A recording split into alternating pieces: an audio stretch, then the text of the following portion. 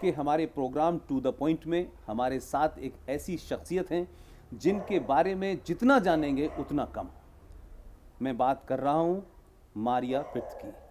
आप जर्मन देश की रहने वाली हैं, वहीं पैदा हुई, वहीं पली बढ़ी और हिंदुस्तान की जर्नी पे 38 साल पहले कैसे आईं, क्या उनको फैसिनेशन हुआ, किस तरीके के वो लोगों से मिली और उसके बाद फिर वो हिंदुस्तान में रुक गई। और एक लंबे समय से उन्होंने विवेकानंद को पढ़ा, यहाँ हिंदुस्तान में देवरा बाबा से वो मिली, यहाँ माँ से मिली। उसके अलावा उनकी पूरी ज़िंदगी में जो बदलाव आया, आखिर वो कौन सी कारण थे जिसकी वजह से वो हिंदुस्तान की मट्टी से इतने करीब आ गई कि अब अपने मुल्क भी वापस नहीं जाना चाहती और सनातन हिंदू धर्म को उन्होंने अपना एक प्रैक्टिसिंग धर्म बनाया है। आइए हम बात करते हैं मारिया से। Maria, basically what is your journey, how your journey started, how you came to India, and then you met a lot of people, you read a lot of people like Swami Vivekananda and all. What prompt you, what motivate you, what drive you to stay in India in a longer, like now you are here last 38 years, a long years in your life. What was basically the force, what is the inspiration behind it? पहले तो मुझे क्षमा कीजिए ना, मैं हिंदी नहीं बोल सकती। कोई बात नहीं। इंडिया में मुझे इंग्लिश ठीक से सीख लिया। मुझे लगता है बहुत दुख की बात है, क्योंकि इंडिया में तो इंडियन भाषा होना चाहिए, लेकिन मैं इंग्लिश बोलना है, sorry. So I came to India not for any spirituality, I came for wildlife sanctuaries in Kerala. A friend had persuaded me. So, but there at the end of wildlife sanctuaries, visiting them, we went to Kanyakumari, and there is a memorial of Swami Vivekananda. We went there, and I bought 2 books, Gyana Yoga and Raja Yoga. I started reading Gyana Yoga, and it was, how to say, what I always felt is true. He was saying it. I could have never explained it so well. It was just, it spoke from myself. And I felt also, if it is true what he says, basically he says, we are not what we think we are Atman, one with all. So, and it made sense that it is true. Then I want to live that I can find out about this also. But then I read his Raja Yoga, and I felt it was too difficult. He says you have to live alone, you must watch your food, you must not speak much. Then I got a little, I was wondering whether it's really possible. But then again, I landed up in Hardwar. I wanted to see the Himalaya. I was actually on my way to Australia. It was just planned as a stopover in India. Mm-hmm. And I wanted to see Himalaya because Himalaya also always fascinated me. So a photographer in Delhi said, go to Hardwar first, there's a big festival, and then you can go up. Okay. No? And this big festival in April 1980 turned out to be the Arta Kumbh Mela. Okay. Can you believe I land up at the Kumbh Mela, no reservation, no room. So on the main festival days, I slept on the roof of the tourist bungalow with many others. But I was very shy at the time, but there were some foreigners who had Indian gurus already. So they took me first, whom I met first was Devaraha Baba. Devara Baba, he was Baba. Close to Vrindavan, something close to no, he is always close to rivers. So during Kumbh Mela में वो हाटवा एक हट बन गया ना. फिर we crossed the river and I met Devaraha Baba and I liked him so much. Like next day when I was thinking I can see him again today, it was like I was really happy. I don't know, I couldn't imagine because he was ancient. People were saying he is 300 years old. And there on the internet, you can Google it. There are famous people, I think even the first president of India, Rajendra Prasad, He was saying that his family saw him for 3-4 generations. And one lawyer in Lucknow, he says for 7 generations. Even some people say he was at Tulsidas' time. Well, I don't know. But he looked ancient. And then soon after, I met another very impressive woman. This time it was Anandamai Ma. She was from Bengal originally. She left her body in 1982. So it was 2 years I was around her. And in the surrounding of those, it was so much easier to, like I said, do I have to study Sanskrit to read the Upanishads? No, you can get them in the bookshops. They are in English also, no? Or in Ramakrishna Mission you can get them. So I started reading, I started reflecting on it, I started meditating, and it made just so much sense too. And then even I wanted to stay longer in India. I asked Devaraha Baba, I didn't ask, I just told him. And he gave me his blessing.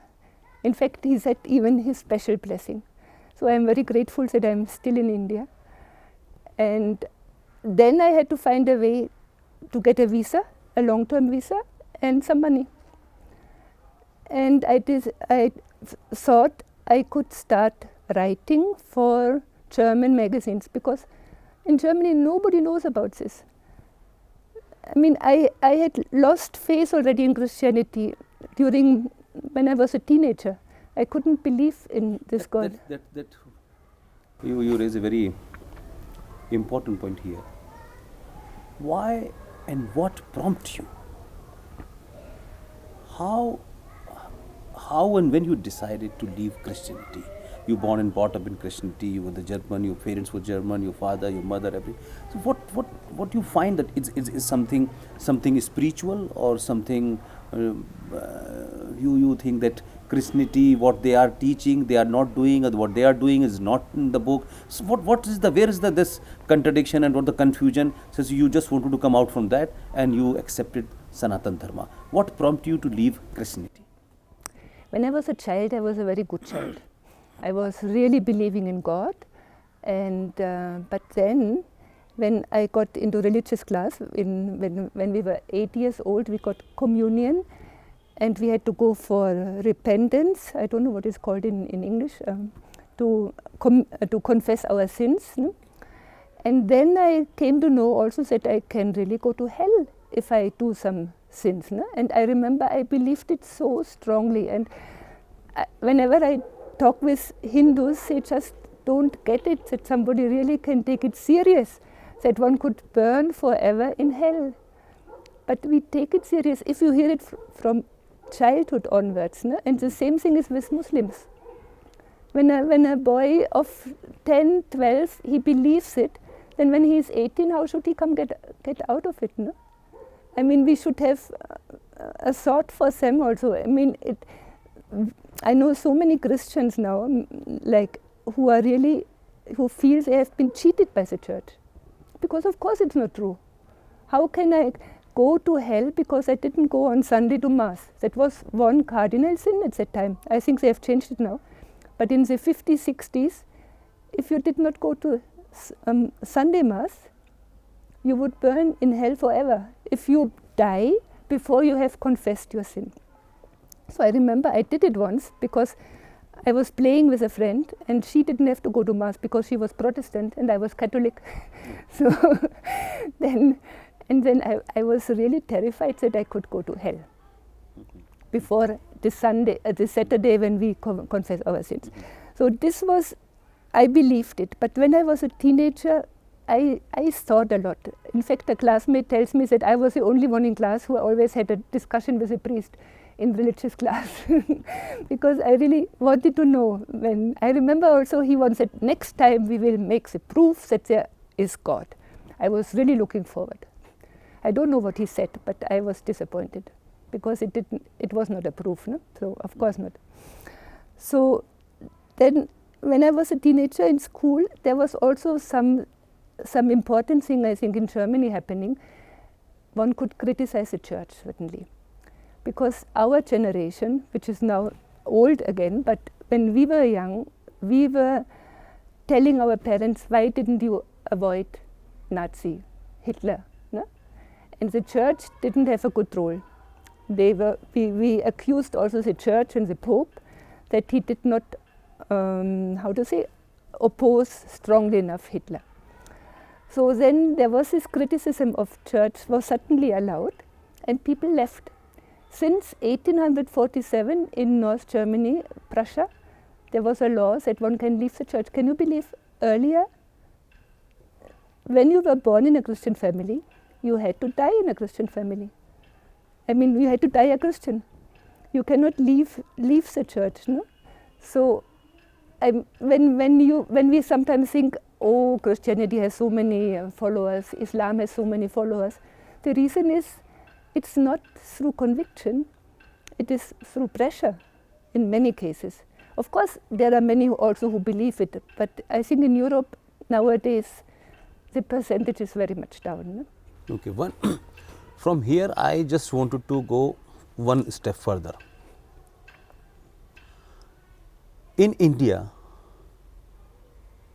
you know that India is ruled by Britishers almost for 2.5 years, 100 years. We today, India or especially the Hindus, are facing a classic thing. There is a huge missionaries working in India, and especially the tribal areas, the poor areas, and they are converting Hindus into Christianity by giving bribes, by creating a false narrative, by doing all magicians work like that. What is the agenda behind this conversion throughout the country? And a huge lobby from Vatican to Mother Teresa and everybody, in the name of service, in the name of God, they are converting the whole tribal areas of India. What do you think? Why they are doing this? What is the problem? What is their whole thought behind it? There is basically no thought behind it. It is a doctrine. They just follow the doctrine. Do you think that it's basically the conversion is a part of Bible? No, the church says only Christians have the true God, and only Christians go to heaven. So, if they have this doctrine, I mean, in the New Testament, it's not so clear. I mean, it says there are some things like Jesus says, "I am the way," and the church interprets it. See, He is the way. He, only via Him you have to go. He is the truth. No? So everybody has to believe in Him. And this is a very important issue. You have to believe that Jesus is the Son of God. That is a confession, no? And He died and He was resurrected. And if you don't believe it, that you go to hell. Now the church claims, we have to save you. We have to save the poor Hindus who are wallowing in darkness. I mean, that is the thinking behind it. And you have to expose it. You say, look, that is not the case. It cannot be the case. You know, when you just wonder, why do they do it? I mean, if you go only after Mother Teresa or after the missionaries, you will never get down to the bottom. Like in the same thing, when you go only after terrorists, you have to go after what they believe. And sometimes I feel, of course, they won't tell you exactly that you go to hell if you don't convert. I mean, not the educated Indians. They may tell the poor Indians and frighten them, but they know very well how to deal with whom. I think they have even programs where they teach people how to approach and how to convert. But now I think I have friends in Germany, they don't believe even when I tell them that Christians convert in India. They say, no, nowadays there's no conversion anymore. So it is just pockets. It is this very evangelist people who are amongst themselves, and they have a great hatred for Hindus. I have a friend who is very much an insider in this evangelical scene in America, and she was saying, especially Brahmins, you can't believe what hatred is there for them. And she even felt if there was a genocide of Brahmins now, the West Americans wouldn't even be bothered because they would have the feeling they deserve it. They are so mean, they are so devious. It's very, because Hindus and especially also Brahmins who kept the knowledge alive, it is still a great obstacle to make the whole world Christian, and then the second coming of Christ You will want to say come. that the Brahmins are the obstacle for them to spread their nefarious design and implement and conversion and all nonsense, because they feel that the Brahmins are the real threat. As long as Brahmins will be there, they cannot be easily convert the people. That's why they hate Brahmins. Not so much only Brahmins, but Brahmins who still know the scriptures. Okay. Because nowadays there are so many Brahmins by name who almost feel ashamed to be Hindu, or I have met Brahmins who don't even know the Gayatri mantra. You know Gayatri mantra? Of course. Yeah, please tell me. No. Just to learn. No, should I know the whole Ganapati Upanishad, Atava Shesha Upanishad. I mean, I recite Sanskrit because. But our people, our viewer wanted to listen how you recite the Gayatri. Puvasvaha tat savitur vareniyam tago devasya dhimahi dhiyo yona prachodayat. Wonderful. Maria's, my another step is, today what we see around the world, Islam is what I perceive, because I born and brought up among the Muslim, and I work for Pakistan also. But I see why Islam, everybody is thinking that Islam is a threat to the civilization. Islam is threat to the humanity. And more or less they are close, whether the conversion is there, the Christians are doing, the Muslims are also doing. But they claim they are very poor, after that they are converting. But my point is this, the whole narrative of terrorism, whole narrative is somebody raised question on Prophet Muhammad, whole narrative is somebody asked some question on Quran Sharif. They don't want to talk to you, they don't want to debate with you, they just want to threat you. What is the psychology behind it? Do you think the Quran, there's something written in the Quran, or they are misinterpreting the Quran? Because most of the Muslims, some intellectual Muslims, no, they are misinterpreting the Quran. They are not the true Muslims. But 99% people are, what they are doing, they are saying it's written in the Quran. So what do you think about that? I mean, I read the Quran, not all from cover to cover, but I read a lot in the Quran, and of course it is there.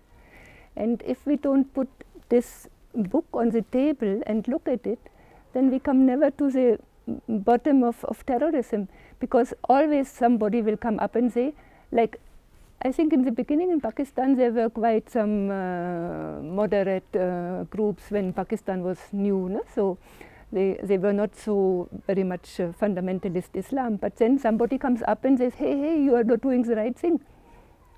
Or when even Timur, I think you pronounce him, when he came, he was also saying, no, you are treating the Hindus too good, I have to come and take over. No? So they will, and even I read that a former Grand Mufti of Mecca Mosque, he said, we have to acknowledge that ISIS is based on our principles. Okay. He said. And look, when some areas in Syria were liberated from ISIS, I saw a picture on TV that the women were pulling off their burqa and glad to be out. So this is, I feel, what we miss out in this whole debate, that Christians and Muslims who are not clergy, who are not financially benefiting or in any other way benefiting from this setup as it is presently, no? I know from Christianity, many are not happy with what is happening in Christianity. And many have now also the courage to say, I don't believe it anymore. When I told my mother I was maybe 17, 18, I was in a boarding school, in a Christian boarding school. So once I got out of it, I told my mother I won't go to church on Sunday anymore. Her first question said, what if you go to hell? You know, I mean, it's you have to take it seriously. Yes, no? yes. Maria, we talk about Christianity, we talk about Islam also. You read Islam, you read Quran also. My point is, after seeing everything, you Christianity, you born and brought up, you read Quran, you go into the detail. Now you are a practitioner or practicing Sanatan Hindu. What there is a one thought is in India is that Islam born, Islam started 1400 years by Prophet Muhammad. Christianity started after this Jesus born. But Hinduism is not a religion; it's a dharma. There's no date of it's eternity since Yeah. the creation of this whole universe and all. So the basic difference between the Hindu dharma and the religion. In India, basically, people confuse with the religion and dharma. Dharma is different, and religion is something else. Yeah. Is still the follower of Sanatan Dharma, the follower of Hindu, are on the back foot. Yeah. Why? And most of the sometime Hindus say no, Hindu is not good, Hindu's culture is not good, Hindu dharma is not good. What you want to say on that? What is the message? Because you are a foreigner, you came, you study, you basically gone through deep on last 38 years. What do you think? What is the message to the Hindus of this country? When I came to India, for 20 years I was in ashram atmosphere. I thought that every Hindu knows about the tradition. And I realized that's not the case, and actually Hindus don't know, and many don't know anything. So they don't have also the courage to speak up for it. If they knew, then maybe I should go out of the sun. Huh? Maria, इस्लाम के बारे में, Christianity के बारे में you speak in at length. मैं ये जानना चाहता हूँ कि इस्लाम शुरू हुआ 1400 साल पहले, प्रॉफिट मोहम्मद साहब ने शुरू किया. क्रिश्चियनिटी थी साहब, जीसस क्राइस्ट पैदा हो गए. लेकिन ये दोनों रिलीजन हैं, मज़हब हैं. लेकिन हिंदुइज्म तो कभी पैदा हुआ ही नहीं. हिंदुइज्म तो धर्म है, एक अनंत काल से, एटर्निटी से चल रहा है. उसके बावजूद भी इतना रिच कल्चर, इतना स्ट्रॉन्ग आपकी एजुकेशंस, इतना डीप साइंटिफिक. आज हिंदू जो है क्या अपनी पहचान भूल गया है? ही लॉस्ट हिज आइडेंटिटी और समथिंग एल्स.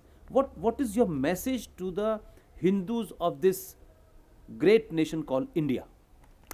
मैसेज तो है बिल्कुल बी प्राउड ऑफ इट, गर्व होना चाहिए. You have the best possible.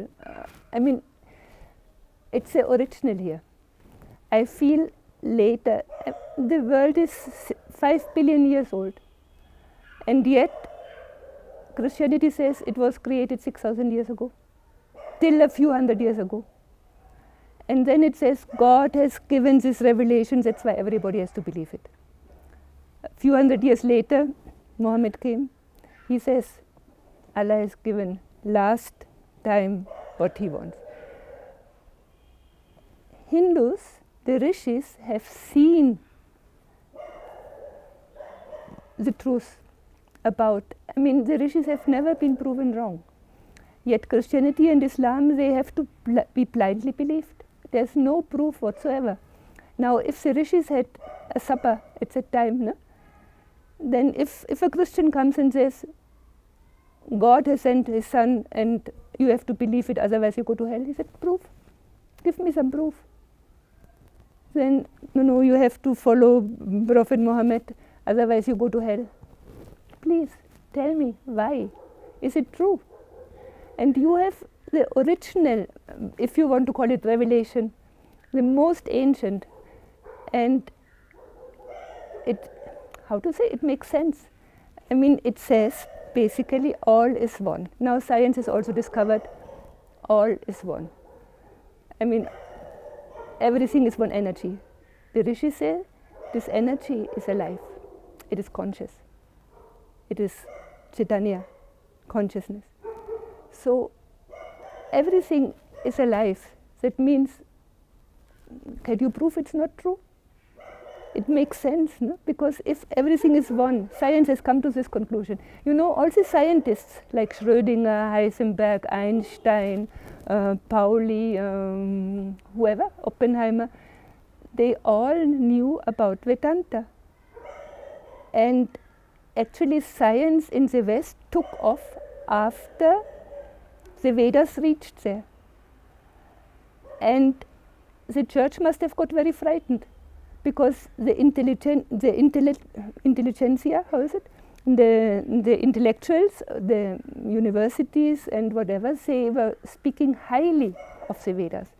Voltaire, who fought against the church, he was saying, the Vedas are the greatest gift for humanity. We are eternally indebted to India. हम India बिल्कुल हमेशा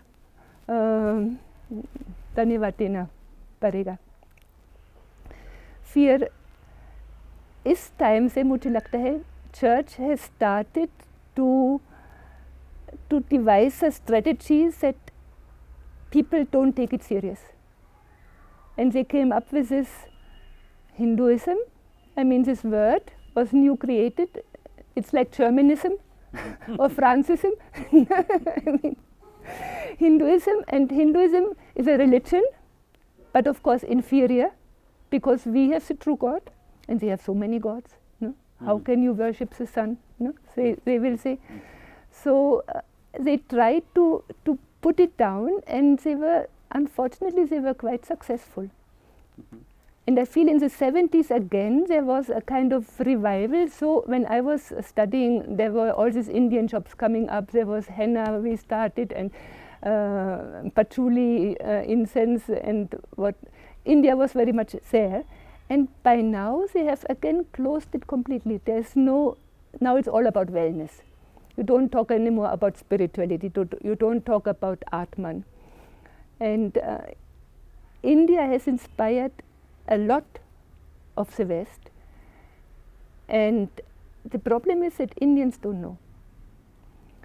Because especially those who are educated, it took me long to realize why educated Indians are so negative about their tradition. I could not believe it. And it's when I say it's the best, Hindu Dharma is the best. It is the best. And they don't say this, no? You can't say, we are not chauvinists, we are not like this. But you have to compare. If something is best, you must compare. But Christianity and Islam, they don't allow any comparison. They just say, we alone are true. And so every normal person who is not too brainwashed can see that, of course, Hindu Dharma is original, is beneficial for humanity. If everything is Atman, if everything is Brahman and your Atman is one with everything, then you will be kind to other people. You will be kind to nature. You will be kind to animal. This is I find for me it is very important, this massive slaughter of animals. And now Indians go after meat. They think it's cool to eat meat. I mean, how foolish can you be? Now, at least in the West, there is some reflection. They say we don't have the right to kill animals. You always knew it. In your Manusmriti is this. I mean, everybody says, oh, we don't have anything to do with Manusmriti. But it's much better than the story of the Bible, how the world is created. You don't have to be apologetic. You can be so proud of your tradition. But I would really advise, get to know something about it. Read some basics. Read even just Bhagavad Gita is already very helpful. I like personally Tripura Rahasya. I like Kashmir Shaivism very much also. Imagine 1,000 years ago, what high thought there was in Kashmir. No? So much deep, profound knowledge was there. And now, I don't have a solution how to get people out of this brainwashing. There's one phrase basically, the US also use, in India some school of thought also say that Islam is not a religion, it is a political ideology. What is your say in very few words? No, both are political in the sense that they have to achieve world dominion. They have to spread all over the world, because God, the Christian God, wants everybody to be Christian, and the Muslim God wants everybody to be Muslim. So it is political, but now this term religion is, I think, sometimes misunderstood, because religion came rather late. I think around 1,000 years ago it was used first for Christianity and later for Islam also. And then suddenly all these Eastern faith systems or systems, they were incorporated in religion also. But religare means to bind. And I came to the conclusion it doesn't bind to God, because I mean, then if it binds to God, then you should be happy if you are bound in another way also, no? I mean, if I try to bind myself in a different way, you should not have any objection. But it means to bind yourself to a doctrine. Christian doctrine, you were fixed. In the beginning, in Germany, 800 AD, there was death sentence for refusal of baptism. Pope and king were working together. We have a saying in Germany. The king says to the Pope, "You keep them stupid, I keep them poor people." So, Maria, basically we talk about Christianity, Islam, conversion, Sanatan Dharma, and you give a very strong message to the Indian, especially the Hindu. Don't be apologetic. Of course not. Pride yourself, and you have a very, very, very, very rich past. So don't be apologetic on that. And my almost the last before closing this interview with you, you recently wrote this book called "Thank You, India." What do you want to say to India as far as the thank you is concerned? I'm so grateful that I discovered this profound wisdom, because it gives meaning to life.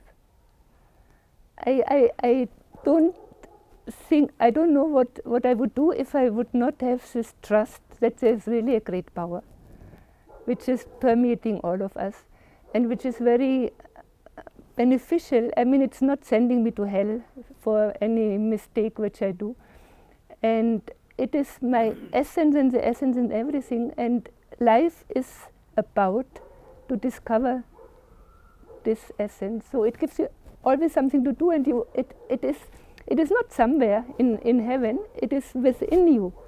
So it's very intimate. So you can always come back to yourself and draw strength from there, and I'm really grateful for this, and I'm grateful that I happened to meet Devaraha Baba in the very beginning, and Ananda Mama, and then I met so many gurus also. After 7 years traveling in India, I wrote once down, 36 people were on my list, which impressed me. So I'm very grateful to India. For me, it's the best country. And after this book, what is your next project? Actually, no program right now. No. It's a very wonderful talking to you. It's such a great insight you have. You have comparative study between Islam and the Christianity, and you explain the Hindu Dharma. My last question is what will be your last wish? My last wish. Hindu Dharma should spread all over. I mean, nobody has any objection when Christianity says we have to spread all over. Nobody has any objection when Islam says. But if a Hindu says, he will be shouted down like anything. And I don't understand this, because this is the most reasonable wish for everybody. Because this does not, look, when you have to believe something blindly, when you have, there was on Twitter yesterday, there was a nice thing at the funeral of George Bush. There was a recitation of the Nicene Creed, no? And he died and was resurrected after three days. So you see Clintons and everybody standing there and reciting, moving the mouth, and Trump is not reciting. No? He's not reciting. So many comments. No? He's look at your Christian president. So I wrote, I am. It makes him likable because it is never good to believe something strongly which you cannot know. We really cannot know, and it is very unlikely that after 3 days he went bodily to heaven.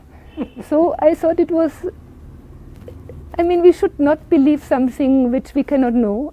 It distorts the mind in a way. No? You basically dodge my question. Oh. I asked you your personal wish. You as far as your wish is concerned, you said Hinduism should be spread and Hinduism is great, and that's fine. But as a Maria, you wanted to live in India till last. Yeah. That is your wish? Yeah, I want to stay in India. I mean, I would get very, very nervous if I wouldn't get my visa. Okay. Yeah. So if the visa problem will be solved, you would love to be here till your last. And yeah. I mean, up to now, I could not even think of. I did never think of becoming a resident because my mother was alive. She passed recently away in August. Okay. No? Okay. So she didn't want, and now I even wonder. But sometimes I think in India, if things are getting really difficult, one needs a family, and I don't have a family in India. No? So this sometimes I don't know what. Yeah. Okay. So thank you very much, Maya. It's Thank you. wonderful talking to you. Dhanyavad. It's really nice. And one very important, I just want to compliment you. Select a very beautiful place No, in India. It's thanks to totally you are living in the forest. Thanks to my landlord. Yeah, he made. Yeah. So we wish you your good health and stay in India, and we pray and we will try our level best that you get a permanent visa. And it's honor to be in India, and it's talking to is a great pleasure. Thank you very much. Dhanyavad. Thank you.